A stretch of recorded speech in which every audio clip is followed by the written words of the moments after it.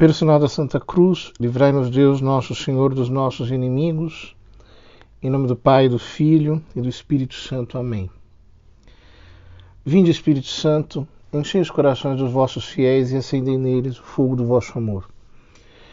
Enviai o vosso Espírito e tudo será criado, e renovareis a face da terra. Oremos, ó Deus, que instruístes os corações dos vossos fiéis com a luz do Espírito Santo. Fazei que apreciemos retamente todas as coisas segundo o mesmo Espírito e gozemos sempre da sua consolação. Por Cristo Senhor nosso. Amém. Sede todos misericordiosos como o vosso Pai Celeste, diz Jesus. Oremos. Ó Deus, que para remédio e salvação nossa, nos ordenais a prática da mortificação. Concedei que possamos evitar todo pecado e cumprir de coração os mandamentos do vosso amor. Por nosso Senhor Jesus Cristo, vosso Filho, na unidade do Espírito Santo. Amém. Nós temos meditado esses dias sobre o pecado. E é muito importante que nós repassemos essas meditações, porque elas são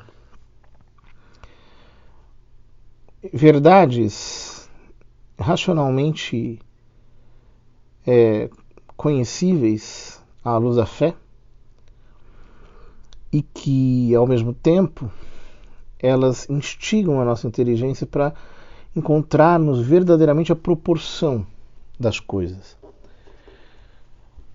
Nós frequentemente pecamos e não entendemos o que é o pecado. Nós pecamos e achamos que aquilo não é nada.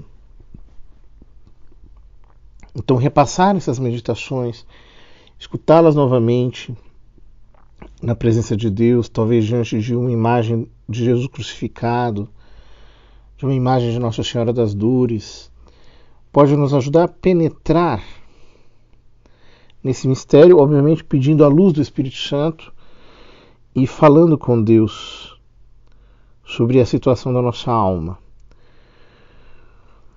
Hoje nós começamos uma série nova de meditações ainda sobre o pecado, mas agora não mais sobre o pecado em si, e sim sobre as penas do pecado,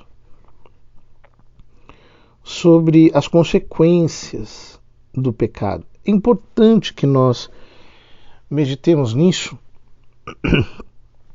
para conseguirmos perceber verdadeiramente o que o pecado causa em nossa alma. O que esse ato de rebelião, de vaidade, esse ato em que nós nos apegamos tanto à nossa vontade, o que isso provoca verdadeiramente em nós.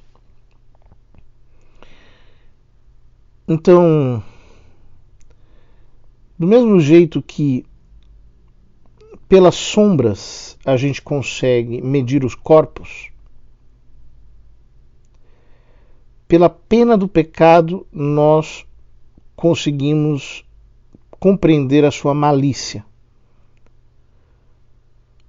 Porque a pena é como que uma sombra da culpa.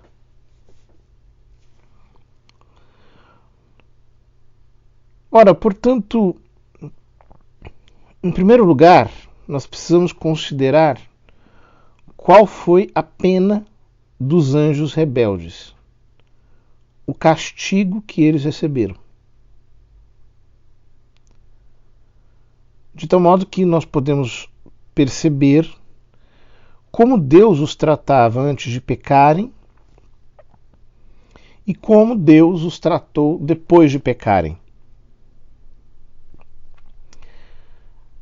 A doutrina da Igreja nos diz que eles foram criados no céu empíreo, ou seja, nos céus dos céus.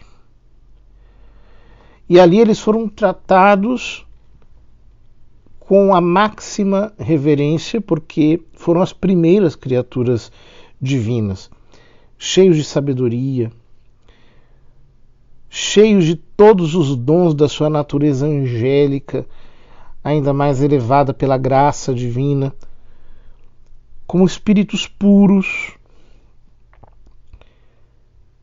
e, portanto, eram dotados de uma inteligência pura, simplicíssima, a ponto de penetrar em qualquer essência simplesmente com o seu olhar intelectual, com um poder gigantesco. Se nós pensarmos, por exemplo, que um único serafim é maior do que todo o universo físico, a grandeza de um querubim, de um trono, são santos anjos elevados à máxima condição que uma criatura poderia ter. São criaturas inteiramente espirituais. E, portanto, dotados de uma beleza incomensurável. A beleza de um santo anjo é extraordinária. Além de tudo, eles têm a máxima caridade.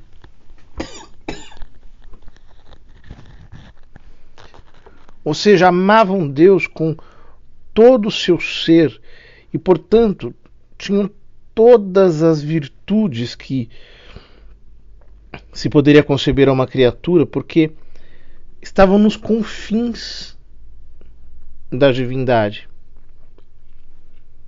Estavam prontos para serem felizes a eternidade inteira com Deus.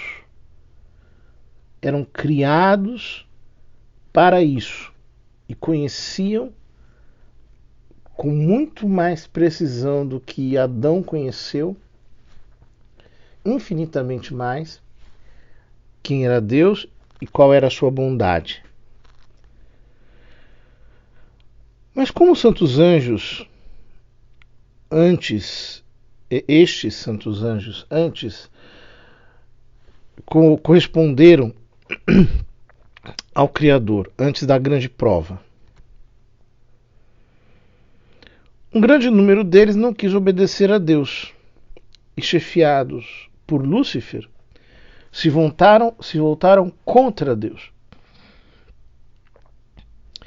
E aquela liberdade que serviu a eles para que crescessem em mérito diante de Deus, aquela mesma liberdade eles usaram para apresentar o seu protesto, a sua infidelidade, a sua repugnância a Deus. Vejam que terrível é apartar-se do fim último e pecar gravemente. Ora, nós muito dificilmente entendemos qual é a essência do pecado. Se nós pudéssemos percebê-la assim, tal como ela é, de certo nós morreríamos. Porque o pecado é aquilo que de mais oposto a qualquer bem existe. E a nossa alma, portanto, não suportaria ver o pecado em si mesmo. Na nossa alma, ou na alma de outrem, muito menos na alma dos anjos. Agora, se o pecado causaria à nossa vista tanta repugnância, tamanha insuportação, o que o pecado não causa diante de Deus, que é a suma santidade, a sua bondade, é a excelência das excelências? O que o pecado não causaria a ele? É por isso que Deus, ofendido por essa ingratidão, por essa desobediência, precipitou todos os anjos rebeldes no abismo. A Escritura diz que Satanás arrastou uma terça parte das estrelas do céu com sua cauda. Ou seja, 1/3 dos anjos se tornou demônio. Portanto, se tratam de milhares e milhares e milhares e milhares e milhares. Existem muitos. E este castigo, ele teve 3 circunstâncias que, se nós meditarmos, elas podem nos causar horror. Primeiro, foi um castigo repentino, porque os pegou com as armas nas mãos, isto é, com a sua soberba, e sem lhes dar tempo nem ajuda para se arrependerem, Deus os deixou cair mais precipitados que os raios do céu no fogo do inferno. Nosso Senhor diz que eu vi Satanás cair do céu como um relâmpago, de tão repentino que isso foi. Foi num instante só.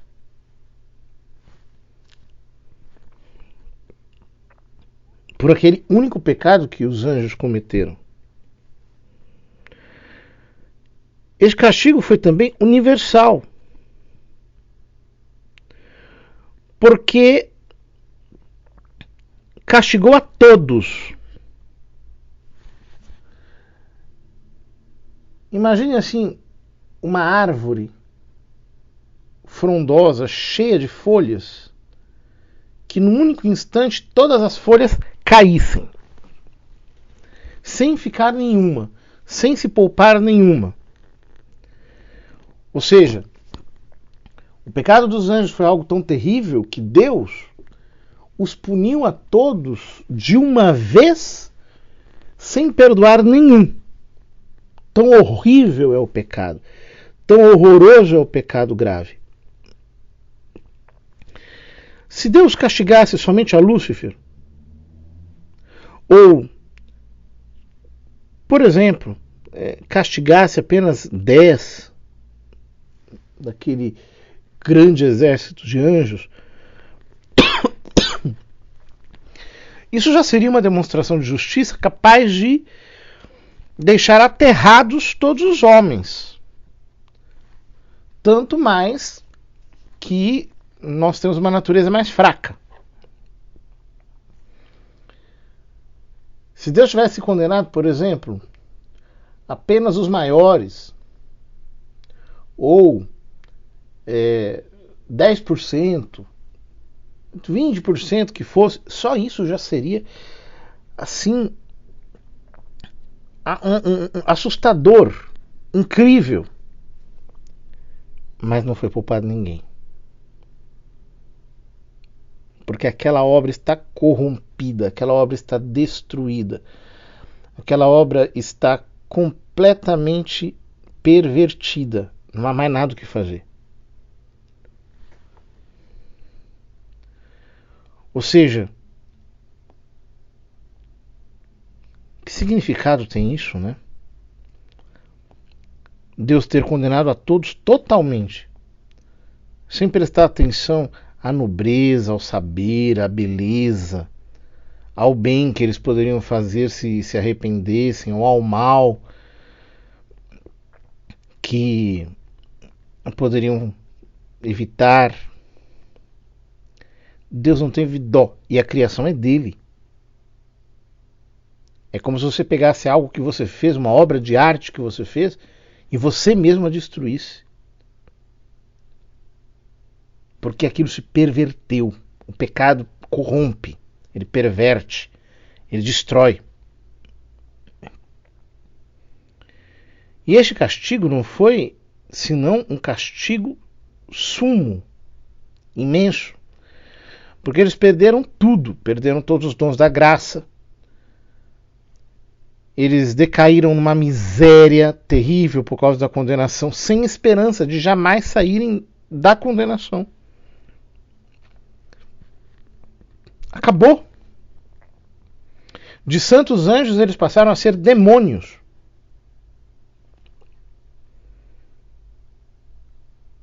Que grande ódio tem Deus do pecado.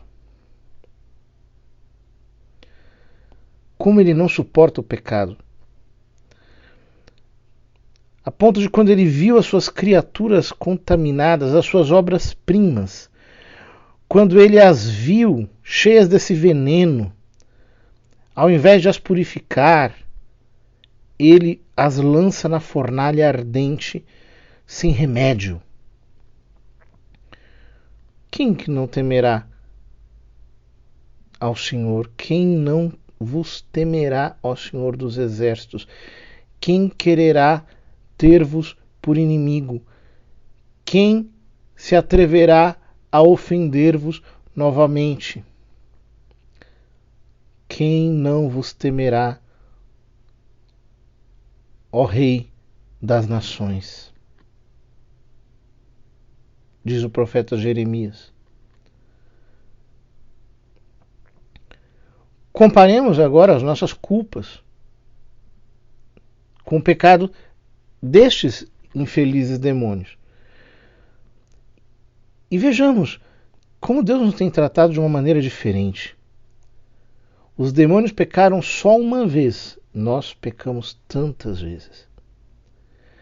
Eles pecaram só com o pensamento, nós pecamos também com as nossas obras. Eles pecaram sem se sujeitar às criaturas inferiores. Nós pecamos nos inferiorizando mais do que os animais. Eles não tiveram graça para sair do pecado e nós tantas vezes temos abusado da graça, retornando aos nossos pecados antigos. Eles não ofenderam o sangue de Cristo, porque o sangue de Cristo não foi derramado por eles. Mas nós temos tantas vezes pisado no sangue de nosso Senhor, desprezado a nossa redenção. E mesmo assim, eles não receberam nenhum momento para se arrependerem. E a nós, Deus nos concede anos e anos e anos. E o Senhor, que para eles foi absolutamente inapelável, implacável, Ele não só morreu por nós, mas é o primeiro a solicitar a reconciliação, a paz, o perdão. É Ele que nos concede a graça, é Ele que nos oferece de novo a sua amizade. Que bondade incompreensível a de Deus. Como nós podemos tomar as armas da nossa liberdade contra Deus? Vamos amaldiçoar mil vezes, se fosse possível, os nossos pecados.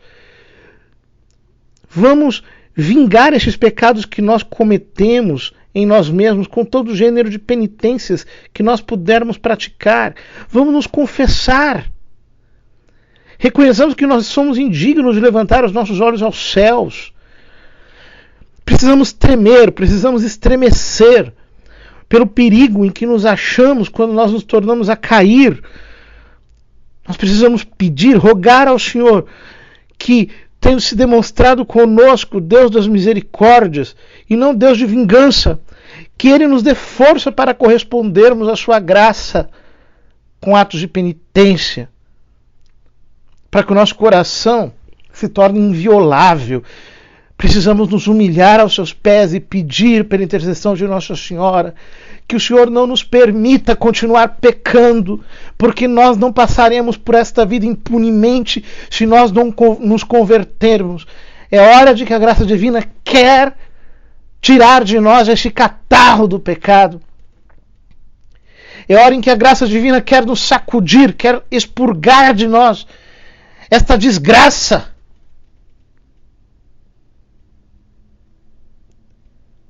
Peçamos ao Senhor, por intercessão da Virgem Imaculada, que nós não joguemos fora a nossa salvação e não desdenhemos da sua misericórdia, porque de Deus não se zomba. Ave Maria, cheia de graça, o Senhor é convosco. Bendita sois vós entre as mulheres e bendito é o fruto do vosso ventre, Jesus. Santa Maria, Mãe de Deus, rogai por nós, pecadores, agora e na hora de nossa morte. Amém. Nós vos damos graças, Deus onipotente, por todos os vossos benefícios, vós que viveis e reinais por todos os séculos dos séculos. Amém. E a bênção de Deus Todo-Poderoso, Pai, Filho e Espírito Santo, desça sobre vós e permaneça para sempre. Amém.